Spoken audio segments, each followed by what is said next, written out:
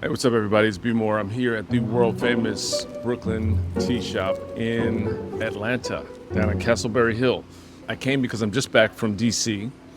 I was at Howard's commencement and reunion celebration, and it was super special. There's some notes that I took that I just wanted to share, and I think my perspective is renewed. You might appreciate it, some things you might be able to take away that might guide your actions going forward. And let's start here.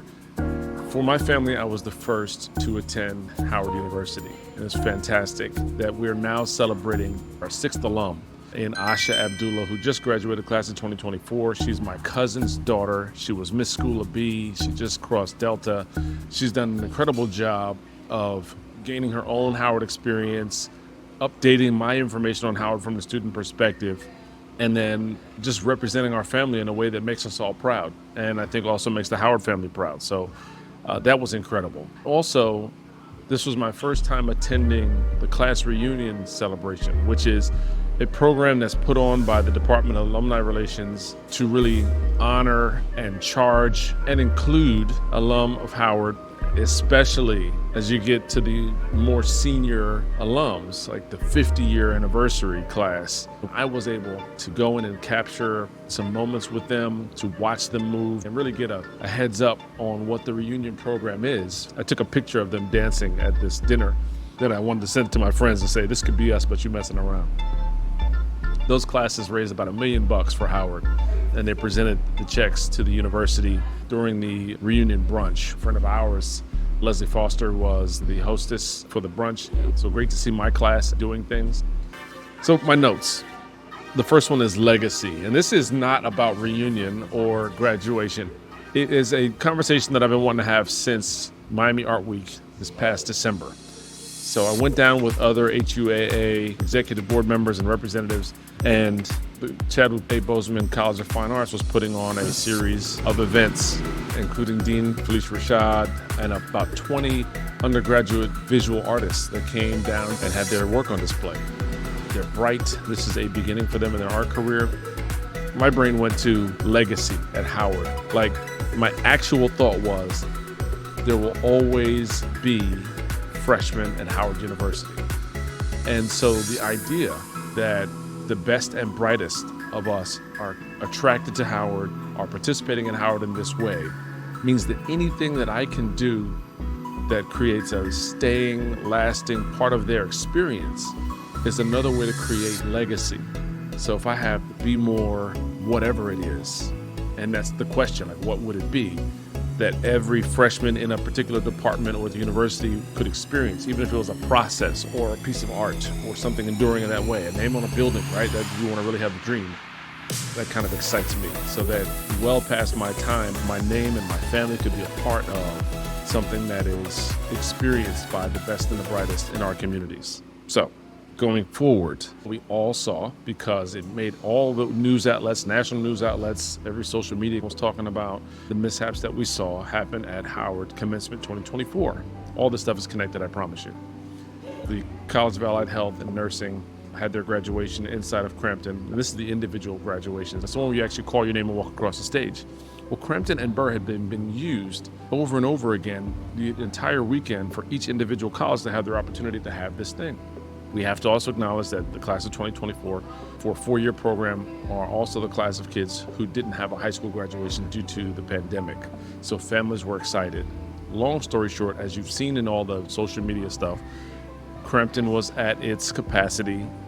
I don't know how the tickets were handled for that, because each college got to decide for themselves. There was also a medical emergency that called fire and EMS down to the building. And then at some point, they stopped letting people in. Could be families didn't have limits placed on how many people could come. We don't know. But what happened also was somebody broke a window. And people, while the speakers were going on in the convocation, there was banging on the doors. Families outside, quote unquote, did not know how to act. Howard had to stop that graduation. And it made national news everywhere. We're so fast to tear down our institutions. I'm not saying that the institutions are without culpability in this case, especially the decision to ticket or not ticket the commencement for the College of Allied Health and Nursing. And my views are my own. I do not represent the university in this particular conversation. The next day, I have a picture standing outside of Crampton. The glass is repaired, it's no problem. And then Fast forward, the way that the big graduation works, in this case, it was the Capital One Center. They come in a class at a time. And shout out to the College of Engineering. I was the graduation marshal in my time. I was the student that got to lead my entire class in. So I was really enthused by watching that happen again. And as they announce in the booming God voice, College of Engineering, and they come in and people who are there to support their engineering students clap.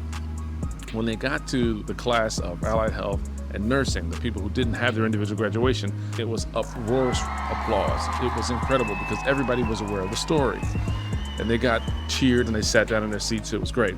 When the president came on, I thought he did an incredible job because what he did was directly address it. He said, listen, to the College of Allied Health and Nursing, just know that you are staying behind at this graduation because we're going to have your actual program here after the big program is over. So you still get it. And in that moment, I was filled with pride. I thought that it was done correctly. We addressed the issue and we moved on. And we all clapped for that because we all saw the challenge. And what that made me think also was, as a Howard graduate, an HBCU graduate, as people in the world, we're going to be faced with challenges. And how we handle those defines us. So the entire community was faced with the challenge that was presented by the happenings at Crampton Auditorium. And the very next day, we'd cleaned up the mess. We had a plan for how to handle things going forward and how to re-reward that class. And I just felt that was a perfect message to recently graduated Bison, to understand that this is not a life that's going to be without challenges. This is not a professional career that's going to be without challenges. And your alumni career will not be without challenges. And we'll make it right. We'll work together to make sure it's done right. Okay, the reunion class, as I went to a couple of their events, I went to the brunch, and then I went to their gala, which was the same night as the big graduation.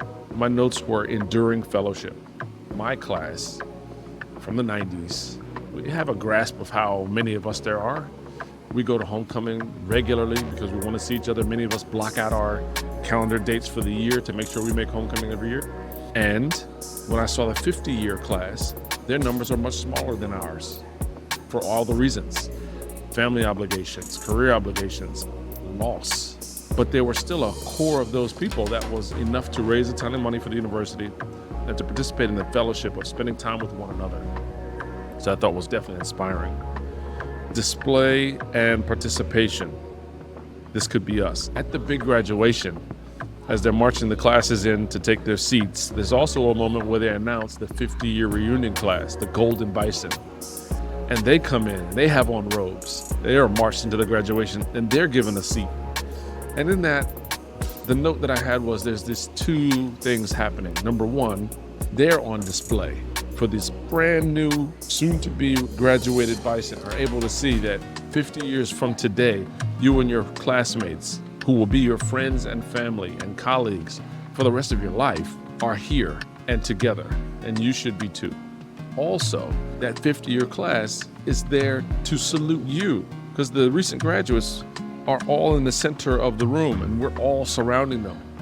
And we applaud for them. Like it was a very, as I sent a note to my boy Brent Hughes while I was in there, this is a very African community festival, this graduation ceremony, especially when it's indoors, because you hear the sororities calls in the distance at different times. You hear just general applause that sound like rain falling down on that class and nurturing them. And we're all watching. We're giving them sun and rain at the same time. We're clapping. We're here to celebrate them. And though they may not know it in that moment, for me, it took years to realize that I participated in that. But when I was going through it, I was only looking through my lens. I was only in my own experience. But now that I've been around the sun more times and I've experienced this from different perspectives, I see them, I see myself in them, I see myself as a parent, I see myself as an alum, I see myself in all the different seats, and I see my future sitting in the 50-year Golden Bison class. The note I wrote in that moment was, it took me 25 years, but I finally see the whole elephant, and it's beautiful. I just don't think that story's told enough.